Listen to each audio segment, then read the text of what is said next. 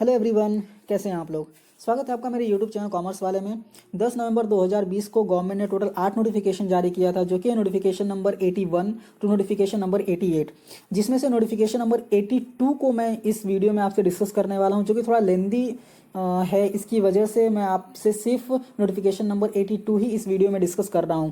बाकी के नोटिफिकेशन में मेरे आने वाले वीडियो में आपसे डिस्कस कर लूँगा। तो अगर ये वीडियो आपको अच्छी लगे तो वीडियो को लाइक कीजिए, अपने दोस्तों के साथ शेयर कीजिए, और अगर आप चैनल पर नए हैं चैनल को सब्सक्राइब कीजिए, बेल आइकन प्रेस कीजिए। बेल आइकन प्रेस करने के बाद आपको ऑल पे क्लिक करना है, ताकि मैं जब भी वीडियोस को अपलोड करूं तो उसका नोटिफिकेशन आपको मिल सके। तो आइए स्टार्ट करते हैं। तो जैसा कि आप स्क्रीन पर देख सकते हैं, नोटिफिकेशन नंबर 82/2020, जो कि 10 नवंबर 2020 को आया हुआ है। तो ये बात करता है सेक्शन 59 के बारे में, forms and manner of furnishing details of outward supplies. और ये जो है ये बात करता है फॉर्म जीएसटीआर 1 के बारे में। तो ये क्या कह रहा है कि एवरी टैक्स पेयर्स जो क्वार्टरली रिटर्न फाइल करते हैं उनको डिटेल्स भी देने पड़ेंगे फर्स्ट एंड सेकेंड मंथ के। क्वार्टर का जो फर्स्ट एंड सेकेंड मंथ होता है उसके भी डिटेल्स को फर्निश करने पड़ेंगे। और कहाँ फर्निश करने पड़ेंगे, तो यूजिंग इनवॉइस फर्निशिंग फैसिलिटी।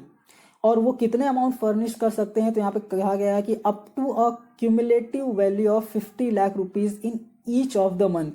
मतलब हर महीने में अप टू 50 लाख के डिटेल्स ही वो फर्निश कर सकते हैं यूजिंग इनवॉइस फर्निशिंग फैसिलिटी। और कैसे करेंगे, तो इलेक्ट्रॉनिकली कर सकते हैं ऑन द कॉमन पोर्टल। ये फैसिलिटी अवेलेबल करा दी जाएगी कॉमन पोर्टल पे। और फर्स्ट एंड सेकेंड मंथ के डिटेल्स आप using IIFF invoice furnishing facility आप वहां पे डिटेल्स प्रोवाइड कर सकते हैं। और वो डिटेल्स प्रोवाइड करने का ड्यू डेट यहाँ पे बता दिया गया है कि अगर फॉर एग्जांपल अगर आप जनवरी फरवरी मार्च जो क्वार्टर है उसका डिटेल आप क्वार्टर रिटर्न फाइल करते हैं, तो उसका फर्स्ट एंड सेकेंड मंथ होगा जैन एंड फेब। तो जैन का अगर आप डिटेल्स प्रोवाइड करेंगे तो उसका ड्यू डेट होगा फेब 1 से लेके फेब 13। अगर आप फेब का डिटेल प्रोवाइड करेंगे तो उसका ड्यू डेट होगा मार्च 1 से लेके मार्च 13। तो ये डिटेल्स आपको प्रोवाइड करना होगा। अभी IFF लाने का मेन इंटेंशन क्या है, तो मेन इंटेंशन ये है कि अभी जो GSTR 3B है वो ऑटो पॉपुलेटेड होने वाली है। और ऑटो पॉपुलेटेड होगी तो अपना जो टैक्स के डिटेल्स हैं, जो आउटवर्ड सप्लाईज के डिटेल्स हैं, वो GSTR 1 से ऑटो पॉपुलेट होने वाला है। एंड जो ITC के डिटेल्स हैं वो GSTR 2B से ऑटो पॉपुलेट होने वाले हैं। तो मेन टैक्स पेयर्स का ये डाउट था कि जो क्वार्टरली रिटर्न फाइल करते हैं GSTR 1 का, वो डिटेल्स कैसे होंगे, वो डिटेल्स कैसे ऑटो पॉपुलेट होंगे। तो इसकी वजह से ये IFF लाया गया है, ताकि आप फर्स्ट एंड सेकेंड मंथ का भी डिटेल्स प्रोवाइड करें, ताकि वो डिटेल्स ऑटो पॉपुलेट हो जाए GSTR 3B में। नेक्स्ट थर्ड पार्ट क्या कहता है कि अगर वो डिटेल्स जो आपने IFF में ऑलरेडी प्रोवाइड कर दिया है, वो सारी डिटेल्स आपको GSTR 1 में जो आप क्वार्टरली रिटर्न फाइल कर रहे हैं उस GSTR 1 में आपको फर्निश करने की जरूरत नहीं है। फोर्थ पॉइंट ये कहता है कि GSTR 1 जब आप फाइल करते हैं तो आपको कौन कौन से डिटेल्स वहां पे डालने पड़ते हैं। तो ये डिटेल्स आपको ऑलरेडी पता है, इनवॉइस वाइज डिटेल डालने पड़ते हैं। Inter state and intra state supply जो आप रजिस्टर्ड पर्सन को करते हैं, या फिर आप सप्लाई करते हैं अनरजिस्टर्ड पर्सन को, बट वो इनवॉइस 2.5 लाख से ऊपर होता है, तो आपको इनवॉइस वाइज डिटेल डालने पड़ते हैं। ये सारी डिटेल्स आपको ऑलरेडी पता है। यहाँ पे मेन है कि आप जब आउटवर्ड सप्लाई कर रहे हैं और आप IFF यूज कर रहे हैं, तो आपको कौन कौन से डिटेल यूज करने पड़ेंगे, कौन कौन से डिटेल्स डालने पड़ेंगे। यहाँ पे इनवॉइस वाइज डिटेल डालना पड़ेगा inter state and inter state supplies के, जो आप रजिस्टर्ड पर्सन को करते हैं। And debit and credit note if any issued during the month of such invoices issued previously. Next है सेक्शन 60 के बारे में, forms and manners of ascertaining details of inward supplies. तो GSTR 1 के जो डिटेल्स है वो आपको कहाँ पे शो करेंगे, तो फॉर्म GSTR 2A के पार्ट A में शो करेंगे, फॉर्म 4 GSTR 4A में शो करेंगे, फॉर्म GSTR 6A में शो करेंगे। बाकी के जो डिटेल्स है वो बता रहा है कि कौन कौन से डिटेल्स हैं जो GSTR 2A के कौन से पार्ट में शो करेंगे। जैसे कि अगर नॉन रेसिडेंट्स के रिटर्न है फॉर्म्स, अगर फॉर्म GSTR 5 फाइल किया है तो वो GSTR 2A के पार्ट A में दिखेंगे। अगर फॉर्म GSTR 6 फाइल किया है तो वो 2A के पार्ट B में दिखेंगे। अगर फॉर्म GSTR 7 फाइल किया है तो वो 2A के पार्ट C में दिखेंगे। अगर TCS के रिटर्न फाइल किए गए हैं तो फॉर्म 2A के पार्ट C में दिखेंगे। ये अगर इंपोर्ट ऑफ गुड्स के डिटेल्स आपको दिखेंगे फॉर्म GSTR 2A के पार्ट D में। तो ये सारी डिटेल्स आप बता दी गई हैं कि 2A में कौन कौन से डिटेल्स कहाँ पर दिखने वाले हैं। नेक्स्ट 7 पार्ट क्या बोलता है, an auto drafted statement containing the details of input tax credit shall be made available to the registered person in form GSTR 2B for every month.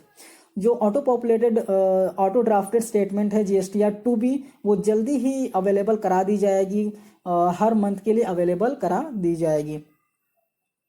Next है रूल 61 में, जिसमें सब रूल 5 के बाद एक और रूल इंसर्ट कर दिया गया है जो कि है सब रूल 6। ये बात करता है फॉर्म जीएसटीआर 3B के बारे में। अभी फॉर्म जीएसटीआर 3B जो कि मैंने ऑलरेडी पहले भी मेरे वीडियोस में डिस्कस कर लिया था कि वो टैक्स पेयर जिनके टर्नओवर 5 करोड़ से ज़्यादा हैं उनका ड्यू डेट नेक्स्ट मंथ का 20 तारीख होता है, नेक्स्ट मंथ का 20 तारीख होता है। और वो टैक्स पेयर्स जिनका टर्नओवर अप टू 5 करोड़ होता है उनको दो कैटेगरी में डिवाइड किया रहता है, स्टेट दो कैटेगरी के स्टेट में डिवाइड किया रहता है। आप देख सकते हैं यहाँ पे पहली कैटेगरी के स्टेट्स हैं और यहाँ पे दूसरी कैटेगरी के स्टेट्स हैं। जो पहली कैटेगरी के स्टेट में फॉल करते हैं और वो जीएसटीआर 3B फाइल कर रहे हैं अक्टूबर 20 से लेकर मार्च 21 का, उनका जो ड्यू डेट होगा वो नेक्स्ट मंथ का 22 तारीख होगा। जो सेकेंड कैटेगरी ऑफ स्टेट में आते हैं और वो जीएसटीआर 3B फाइल करते हैं अक्टूबर 2020 से लेकर मार्च 2021 तक का, उनका जो ड्यू डेट है वो नेक्स्ट मंथ का 24 तारीख रहेगा। Next rule 61, the following rule shall be substituted with effect from the first day of January 2021। अभी यहाँ पे क्या कह रहे हैं कि जो जीएसटीआर 3B है, फॉर्म जीएसटीआर 3B जो है ये 61 की बात कर रहे हैं, सेक्शन 61 की बात कर रहे हैं, forms and manner of furnishing of returns. Form GSTR 3B जो है वो क्वार्टरली अभी फाइल करना होगा। आप क्वार्टरली ऑप्ट कर सकते हैं क्वार्टरली फाइलिंग के लिए। कौन ऑप्ट कर सकता है? तो वो टैक्स पेयर जिनके टर्नओवर अप टू 5 करोड़ है वो ऑप्ट कर सकते हैं। जिनका टर्नओवर 5 करोड़ से ज़्यादा है, जिनका टर्नओवर 5 करोड़ से ज़्यादा है वो क्या करेंगे, उनको मंथली ही फाइल करना है और उनका डेट जो है वो 20th जो डेट पहले बता दिया गया था वही डेट उनका रहेगा। अभी वो टैक्स पेयर जिनका अप टू 5 करोड़ है, जिनका टर्नओवर अप टू 5 करोड़ है और इसलिए उनको दो स्टेट्स में डिवाइड किया गया है, कैटेगरी 1 एंड कैटेगरी 2 में, तो वहाँ पे उनका डेट जो है वो 22nd day of the month succeeding such quarter. And जो सेकेंड स्टेट में आते हैं, सेकेंड कैटेगरी ऑफ स्टेट में आते हैं, उनका ड्यू डेट जो रहेगा 24th day of the month succeeding such quarter. तो यहाँ पे सिर्फ क्वार्टर बोल दिया गया है, डेट सेम है, बस ये है कि पहले नेक्स्ट मंथ का 22 एंड 24 तारीख होता था, अभी क्वार्टर के एंडिंग के बाद 22 या 24 तारीख रहेगा। बाकी स्टेट्स एंड कैटेगरी सब सेम है। अब यहाँ पे नेक्स्ट बात करते हैं कि जो मंथली रिटर्न फाइल करते हैं जीएसटीआर 3B का, वो जब उनका जो लाइबिलिटी रहेगा वो डिस्चार्ज कैसे होगा, तो वो जब फॉर्म जीएसटीआर 3B भरेंगे, फाइल करेंगे, तभी उनको पेमेंट करना होगा। अभी बात यहाँ पे आती है कि जो जिन्होंने क्वार्टरली ऑप्ट किया है, जो क्वार्टरली रिटर्न फाइल करने वाले जीएसटीआर 3B का, उनको कैसे पेमेंट करना है, तो उनको first 2 month of the quarter, जो स्टार्टिंग के 2 मंथ रहेंगे क्वार्टर के, उसका पेमेंट उनको करना पड़ेगा फॉर्म जीएसटी PMT 06 में। और उनको कब तक पेमेंट करना पड़ेगा, तो 25th day of the month succeeding such month. For example जैसे कि मैंने बताया जनवरी, फरवरी एंड मार्च का क्वार्टर है, उसमें अगर आप जनवरी का पेमेंट करेंगे तो वो करेंगे फेब 25 तक, अगर फेब का पेमेंट करेंगे तो वो पेमेंट करेंगे मार्च 25 तक। जो कमिश्नर है उसको ये अधिकार दिया गया है कि वो इस डेट को, डिपॉजिट करने के डेट को एक्सटेंड कर सकता है। नेक्स्ट बात करते हैं 6A, manner of opting for furnishing quarterly return. Quarterly basis पे जिसको रिटर्न फाइल करना है वो ऑप्ट कैसे कर सकता है, तो वो कैसे ऑप्ट कर सकता है, तो ऑप्ट करने के लिए उसे कब ऑप्ट कर सकता है यहाँ पे बता दिया गया है, from the first day of the second month of the preceding quarter till the last day of the first month of the quarter for which the option is being exercised. I think आप समझ गए होंगे। Provided that where such option has been exercise once, एक बार जब आप जो option है वो एक्सरसाइज कर लेंगे, उसके बाद आपको वो ऑप्शन को कंटिन्यू करना पड़ेगा। क्वार्टरली रिटर्न आप अगर एक बार ऑप्ट कर लेते हैं तो वो आपको कंटिन्यू करना पड़ेगा, तब तक कंटिन्यू करना पड़ेगा जब तक कि आप इनएलिजिबल नहीं हो जाते। एंड अगर आपने ऑप्ट कर लिया कि आपको मंथली रिटर्न फाइल करना है, फिर मंथली बेसिस पे रिटर्न फाइल करना है, देन आप मंथली रिटर्न फाइल कर सकते हैं।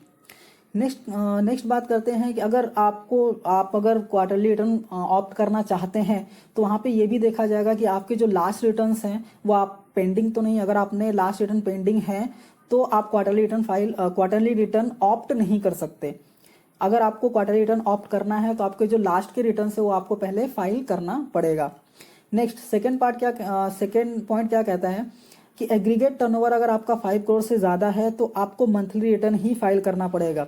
अगर आपने क्वार्टरली रिटर्न ऑप्ट कर लिया है और किसी क्वार्टर के बीच में आपका जो टर्नओवर है वो 5 करोड़ से ज़्यादा हो जाता है तो नेक्स्ट क्वार्टर के फर्स्ट मंथ से ही आपको मंथली रिटर्न स्टार्ट कर देना होगा।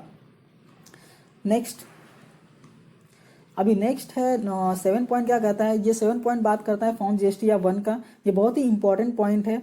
After serial number 17 the following instruction shall be inserted.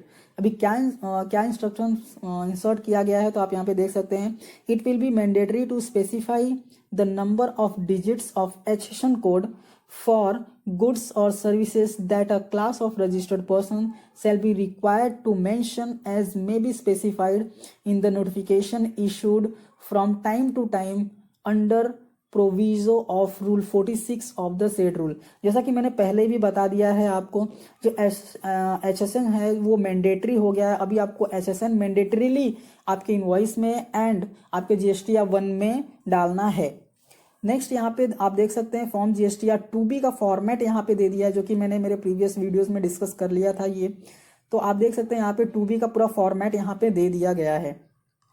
तो ये जो पीडीएफ है ये मैं मेरे टेलीग्राम चैनल पे अपलोड कर दूंगा। अगर आपको डाउनलोड करना है तो आप वहाँ से डाउनलोड कर सकते हैं। टेलीग्राम चैनल का लिंक मैं आपको ना मेरे डिस्क्रिप्शन में मिल जाएगा, इस वीडियो के डिस्क्रिप्शन में मिल जाएगा, तो आप वहाँ से डाउनलोड कर सकते हैं। तो आई होप ये नोटिफिकेशन आपको समझ में आ गया होगा क्लियरली। अगर आपको समझ में नहीं आया या फिर कोई डाउट है तो आप कमेंट कीजिए, डेफिनेटली मैं वहाँ पे आपको रिप्लाई करूँगा, आपका डाउट जो है वो सॉल्व करूँगा। तो आई होप अगर समझ में आ गया होगा तो आप लाइक कीजिए, अपने दोस्तों के साथ शेयर कीजिए। और अगर आप चैनल पर नए हैं और बाकी के नोटिफिकेशंस भी आप देखना चाहते हैं जो कि मैं डिस्कस करने वाला हूँ मेरे नेक्स्ट वीडियो में, तो चैनल को सब्सक्राइब कीजिए, बेल आइकन प्रेस कीजिए। बेल आइकन प्रेस करने के बाद ऑल पे क्लिक कर लीजिए ताकि मैं जब भी वीडियोस को अपलोड करूँ तो उसका नोटिफिकेशन आपको मिल सके। तो thank you so much and